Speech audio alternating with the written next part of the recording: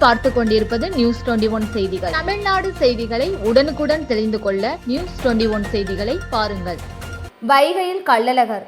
சிவகங்கை மாவட்டம் மானாமதுரையில் பிரசித்தி பெற்ற சித்திரை திருவிழாவில் ஒரு பகுதியான வைகரை ஆற்றில் வீர அழகர் கள்ளழகர் வேடமிட்டு இறங்கும் நிகழ்ச்சி இன்று காலை சரியாக 6:40 மணி அளவில் நடைபெற்றது.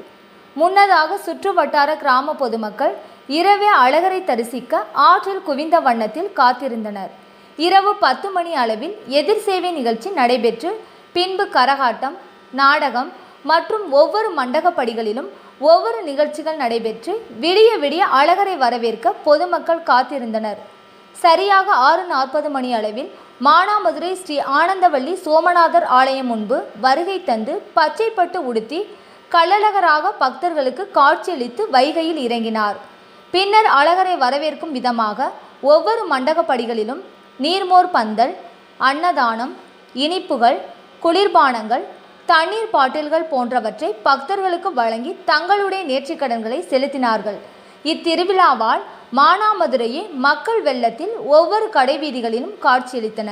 நியூஸ் 21 செய்திகளுக்காக தினேஷ்குமார்.